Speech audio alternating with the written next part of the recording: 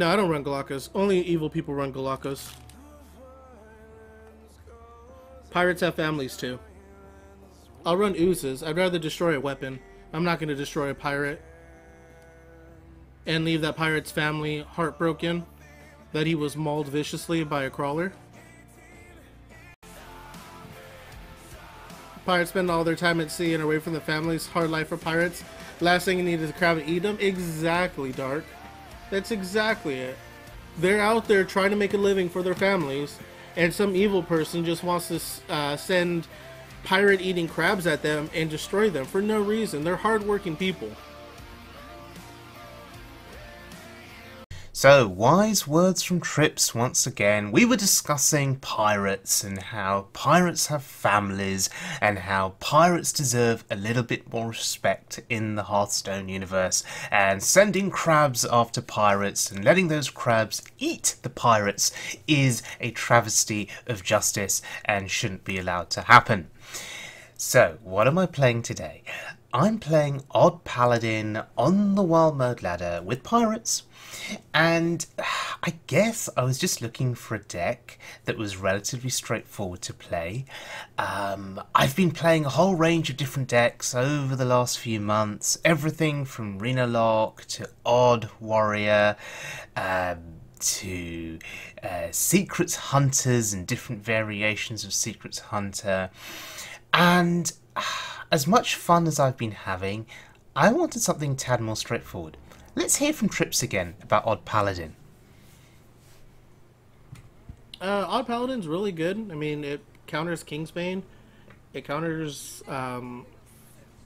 Exodia Mage. It counters Secret Mage. It's a good deck to climb with. As long as you can avoid all the Warlocks, you should be fine. So, Trips said, need to avoid the Warlocks. Well, in this instance, with Odd Paladin, I ran into a Warlock. In fact, I've been running into a few Warlocks. But I've been getting very, very lucky. In this case, it was a Q-Block who didn't have enough AoE, who didn't have enough clears. He was not able to get a Void Lord down super early, and then I was just able to rush him, snowball, and win the game. That felt pretty good. So, Odd Paladin, as Trips said, does quite well against Kingsbane Rogue, and there are a lot of Kingsbane Rogues on the ladder, so that's one reason why I've started playing this deck. You can just out-aggro them early, and I've generally found that Odd Paladin is incredibly consistent, whereas when I've played Kingsbane Rogue, it just hasn't been as consistent for me. So, let's have a look at the deck in action on the Wild Mode ladder. Oh, and look, we're going up against a Rogue. Now, this start is pretty nuts. When you have the coin and you can get patches out onto the board, 3 bodies on the board here. 3 bodies on the board. And this is not a Kingsbane Rogue,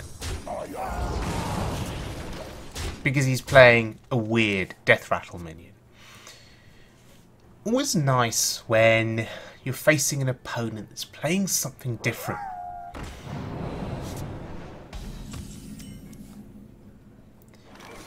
So this early pressure here is really quite significant.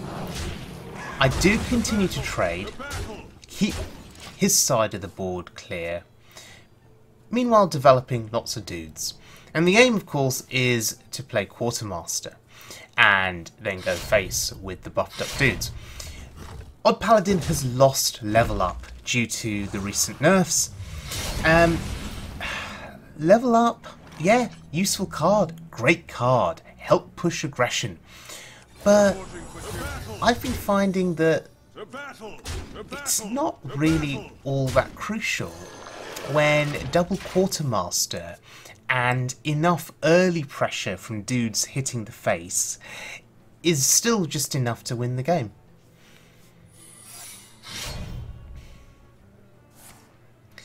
And of course, he has Fan of Knives. This build of Rogue does utilise Fan of Knives. Odd Rogue, Kingsbane Rogue don't run Fan of Knives. So I'm not used to going up against rogue decks that run Fan and Knives. So that was quite an annoyance there. But we're still able to build up a board. We're still able to summon some dudes.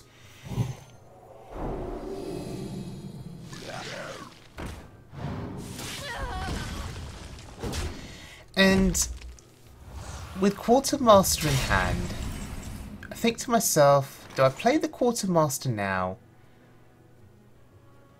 Do I just buff these dudes?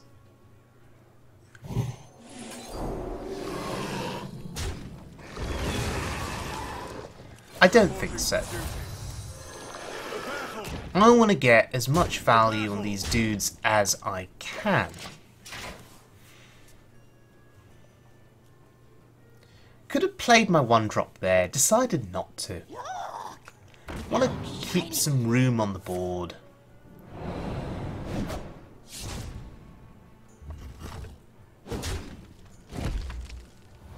Because he kills one minion here, which is what I was expecting. So now I can summon 2 dudes, play the Quartermaster. That is all 7 slots taken up on the board. And actually, board management is really important to consider with this deck. Sometimes you can just go all out summoning dudes and then you realise you just don't have enough room to play your Quartermaster. And that's quite awkward. The battle! The battle! The battle! What I'm thinking about here is whether I trade. And I don't see a reason not to trade. I'm not sure what he could have done with his 3/1 minion there that would have ruined my day, but why not trade? Just in case. You have no idea what I'm capable of. And Tess, pretty interesting, but does nothing. Cool card, just did nothing there for him.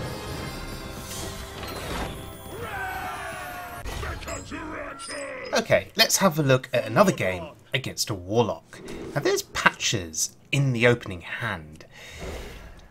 And since I've started playing this deck extensively, I've been finding patches in my hand more often than I should. In fact, last night, what was it, nearly 4 times getting patches in my hand? It was rather ridiculous. But I was still able to win most of those games. None will survive. Now against the Warlock I think we are heavily unfavoured just because of the range of board clears that they run. So, Defile, Hellfire. If they can get a Void Caller down very early and kill it off, they can get a Void Lord down. If you can't get through the Void Lord, you just basically lose the game. So that can apply to Reno Lock, that can apply to Cube Lock, more so to Cube Lock because they'll run 2 Void Callers, 2 Void Lords. So Defile number 1 has been played.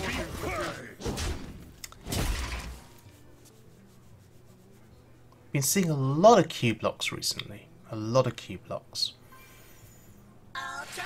But this is Mechathun Lock. Interesting. So, the same logic applies. We have to be wary of Void Callers bringing out Void Lords. The difference being that he has a combo, and we have to try and kill him before he pulls off his combo. So, we're going to go super wide on this board, hope the board survives. If it does, we have Quartermaster. And the board survives, that's pretty cool. And I've been getting pretty lucky with Quartermaster. I've been drawing him when I need him. Often turn 5.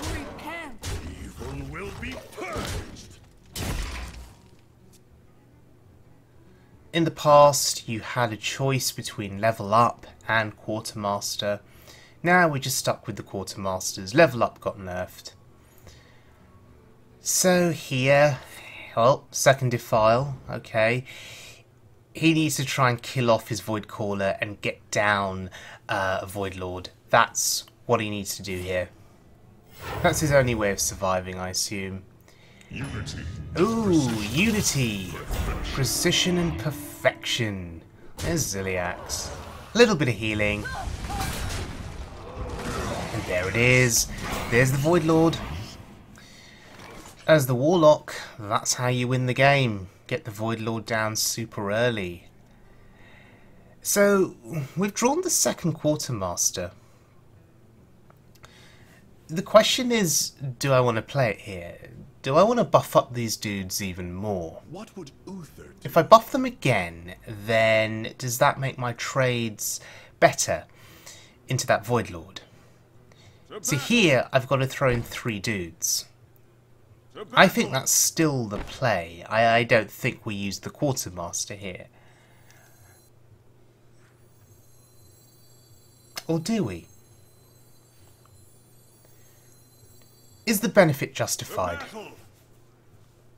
I don't think so. I think we can throw away these dudes as they are.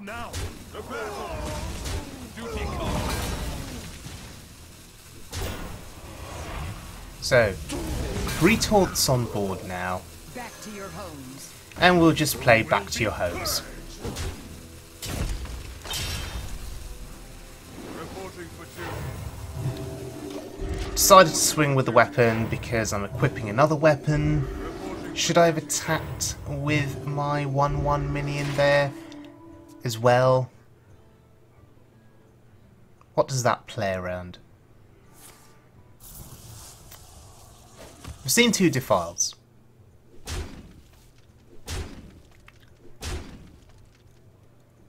And there's a Hellfire.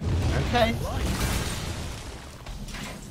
So this guy has been super lucky.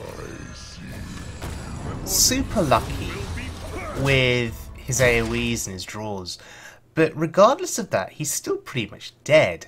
Now, I played the Lotheb there for the body. It's a 5/5 body. I'm not sure what kind of spells I'd want to be blocking on turn 7. I mean, if it was going to turn 8, Twisting Nether is perhaps something that you want to block against.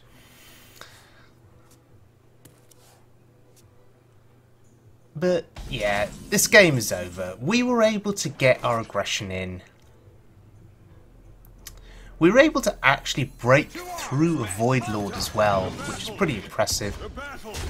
And yeah, we kill him before he has a chance to play Gul'dan. Feels pretty good.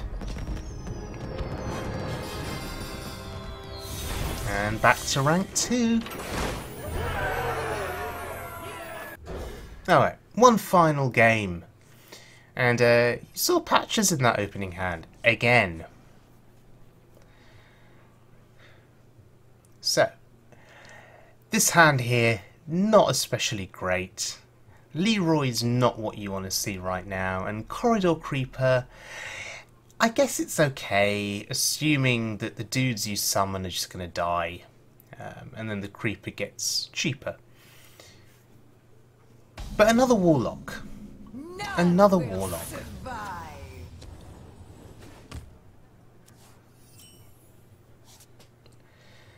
So, we're stuck with playing the Firefly here. I mean, it's fine. It's a 1-drop.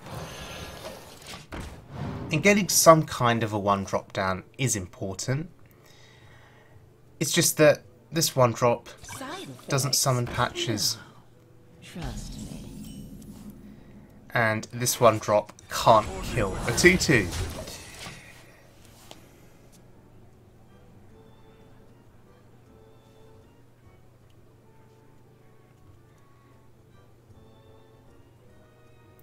The Warlocks do have some important decision making in this matchup, and that decision is, when do you use Defile? When do you use Hellfire? If you use them up too early, then the Paladin can just put more dudes onto the board. If you use them too late, then you just die to buff dudes. Interesting. He really wants to summon those demons To battle. before turn To 3. battle.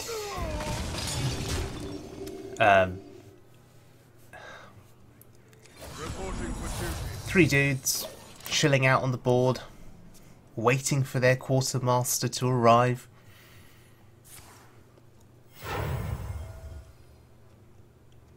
And there's the Void Caller. So, is this going to be a repeat of the previous game? No, it isn't, because there's the one copy of Ironbeak Owl. So, if he does get his Void Lord down here, and by the looks of things, yeah, he's definitely going to get a Void Lord down here.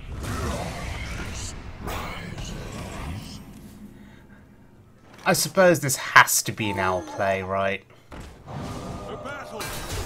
So, 2 Void Callers and the Void Lord played.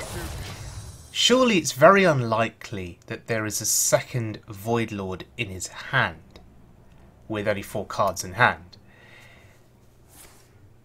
So I assume he's going to tap to try and find the second Void Lord. Oh, Sense Demons. Okay, he must have it now.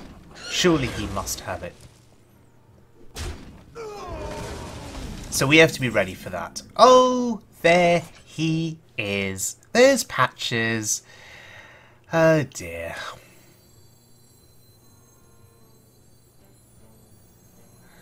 To arms, men. So, 2 arms men, and we push face. To battle. To battle. To battle.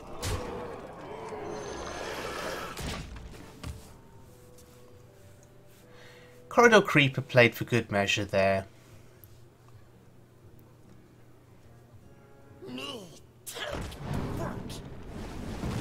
Ping your own face? Buff a Spellstone, perhaps? Worthless Imp?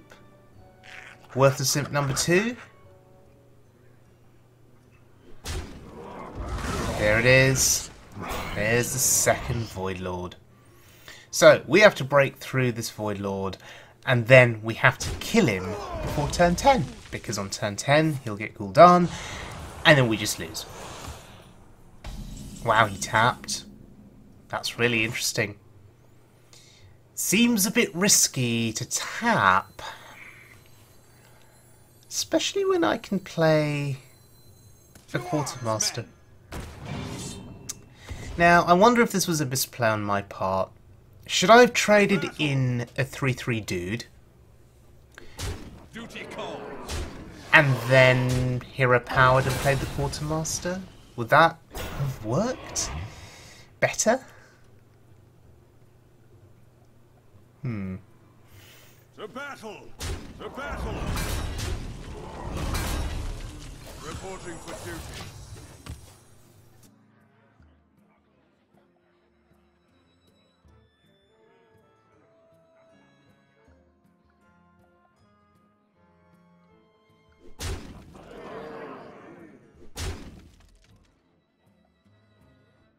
He's still in a lot of trouble.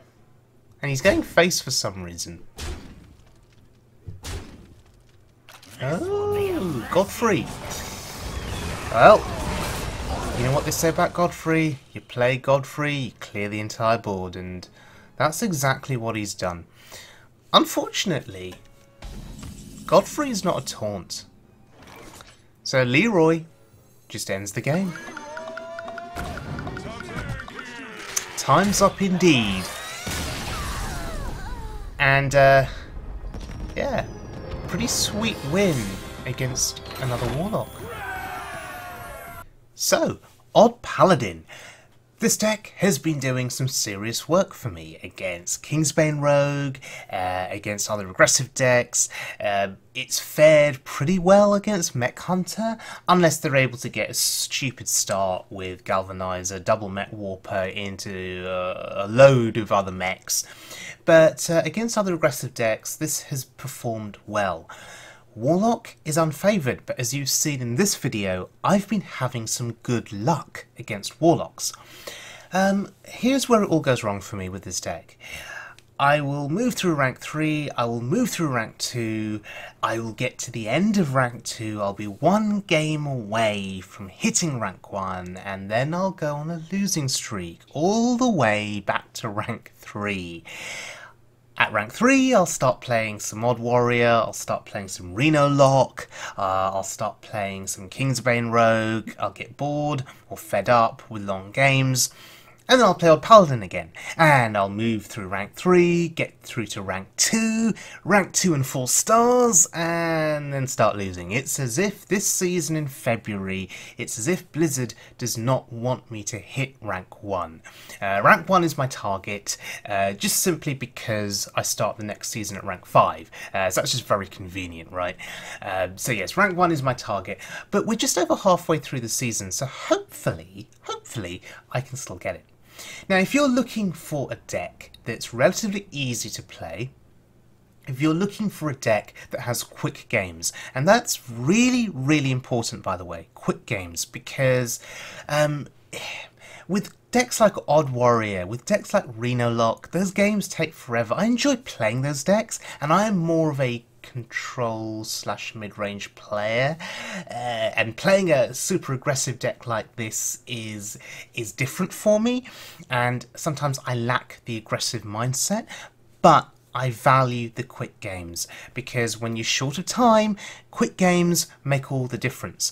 I don't play much Hearthstone on weekdays or weeknights. I play a little bit of Hearthstone on the train. For those of you that follow me on Twitter will be fully aware of my train RNG. In other words, I get to a tunnel just when I'm about to have lethal, my connection goes, I lose the game, get very salty, get very triggered. Weeknights, I come home relatively late from work, I'm quite tired, so I may play a couple of games, complete my quests, but I don't do very much. It's usually weekends, Saturday and Sunday, where I play most of my Hearthstone, and even then it's not huge amounts. So I guess having a quick deck is just very, very useful. Quick games, even if you lose a lot of them, as long as they're quick, you can just queue up another game very, very quickly. So that is the big selling point of this deck. Quick games for people who don't have huge amounts of time on their hands. So if that is an accurate description of you, then you will enjoy this deck. So thank you very much for joining me, everyone. Hope you enjoyed this video. If you did, please give me a like and a subscribe, and I'll see you all again very soon for more Wild Mode fun.